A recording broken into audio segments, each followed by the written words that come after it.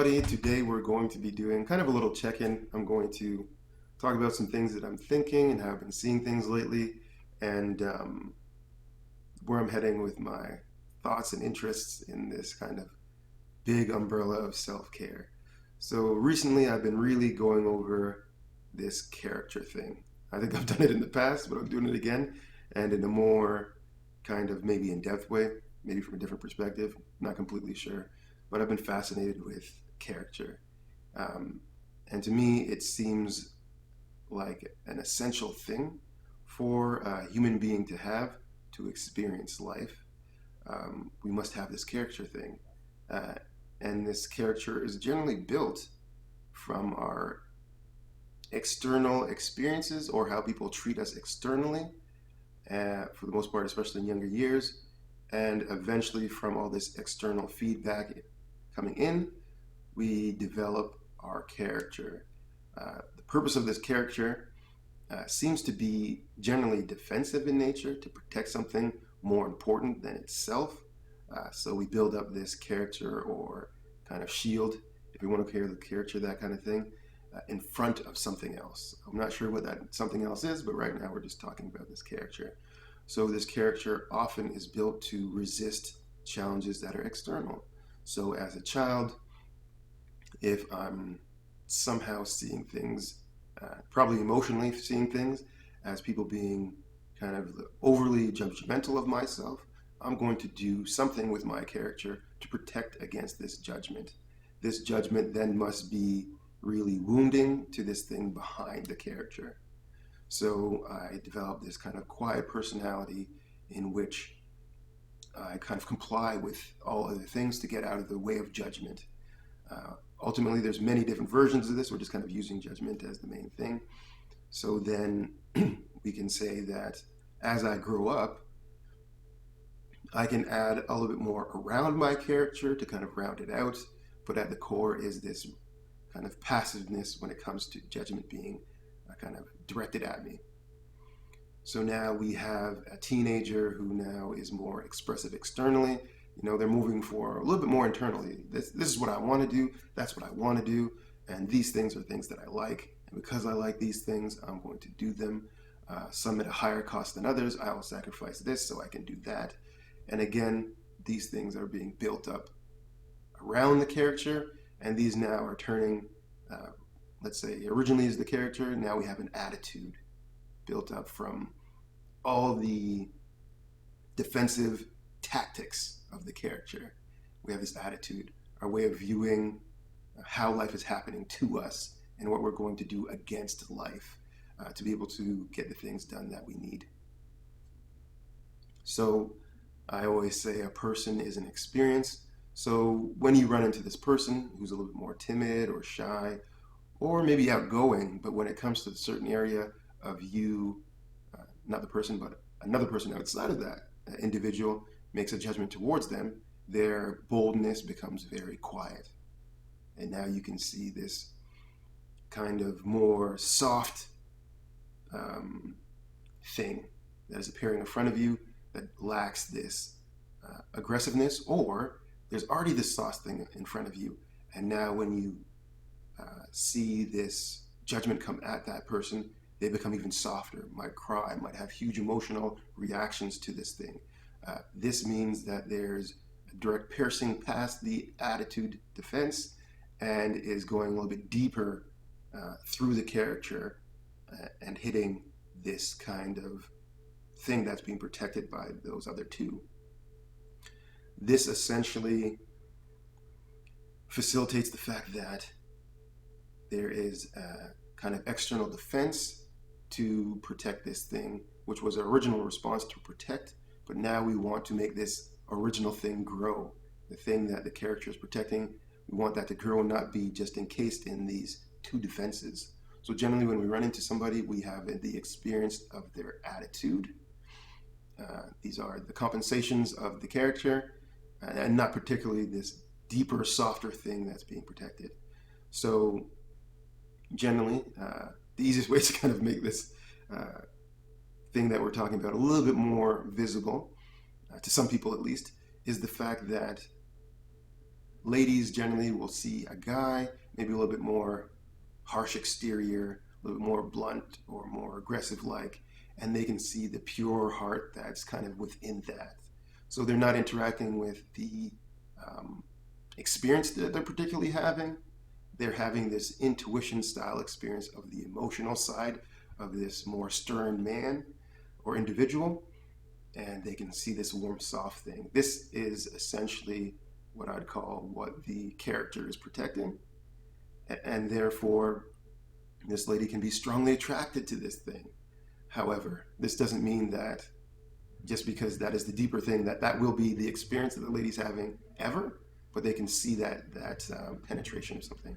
So in the same way, guys can have an affinity to a lady that is a lot more outgoing and more expressive, and their thing that is repressed, or that thing that's being kind of guarded strongly, is this external expression of the guy. So he feels comfortable around a lady that's more expressive.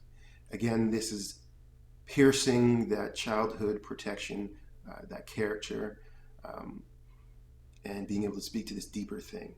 Now, again, we want the growth of this. Right now, we have strong protection, and these are the ways that it's protected. These are kind of the quick experiences that you might be able to see in other people that will tell you that that thing is there, and this thing is generally going to be this heart element, I'm going to call it, as for previous videos, and now we want this heart element to grow. However, you can see that the emotional system and the mental system is not particularly solving well or feeling appropriately about the growth of this deeper thing, the heart element. So therefore we have all these soft things like sand, very soft, but when compacted, very hard and rigid and tough. But when we look at it, it's all made up of these very small, soft experiences put together over time, causing the compensations. And beneath these compensations are even softer and smaller grains of sand, which kind of are wrapped around the original heart.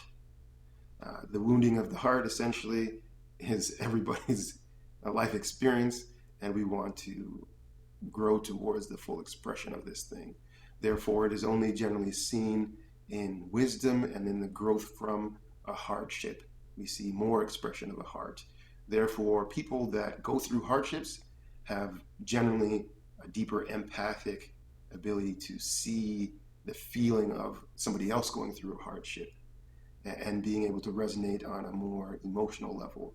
However, this is not necessarily the productive version of it, but it is a way of having a connection to that thing. And essentially, this external connection is the internal connection the person has to themselves, and just able to see it outside of themselves a lot easier than internally. Now, that all being said, that's a lot of stuff with a whole lot of things around it. But to make it a little more simply again, this is just a way of saying that we're always striving. The nature of a human being is to strive for the fulfillment of the heart, which is different than just the mental part and just different than the emotional part. It is a combination of these things coming together, and in this way, those two things, mental and emotion, are solving for the physical experience of somebody having this kind of external feeling of the heart. And in this way, being able to relax against life. You're no longer fighting the battle to make sure you keep what's yours in your bubble, but you're going through life experiencing what you have in your bubble externally in the moments that you are open to this experience. And in this way, we're solving for the fullest expression, I'd say, of character. I'd say that back in history, we had this thing, an external kind of physical, non-physical expression of the heart element, which was generally a respect, a loyalty, a religion, a trueness to a thing. And this is something that the community held is very important, the humanity in a situation, and keeping this importance led to very large community styles of warmth, where a community go out and help lots of individuals with their challenges, where you could go ask for sugar from your neighbor, where you could leave your kids with the neighbor and feel okay, everything's going to work out. When your kids could play outside on the block and you wouldn't have this huge worry of these negative things happening. This was more when people were connected to this heart feeling of themselves. Now, when back in the day, again, when somebody offended this rule or this respect or this humanity, we had hard and large expressions of emotion. If somebody dishonored you back in the day, that was a duel to the death. If somebody dishonored somebody in your family, this was a duel to the death, easily. If somebody did not show kindness to a member of somebody else's family, this was disrespect on the whole family and the morals and the stands that the family takes on life, not just a single interaction in a moment of an individual at that point. So this is a large external version. Now in this day and age of a lot more emotional connectiveness with the world and with others, for good or for bad, we're a lot more emotional nowadays, and we're seeing that we need this internal version of that external thing to be able to navigate the challenges of life.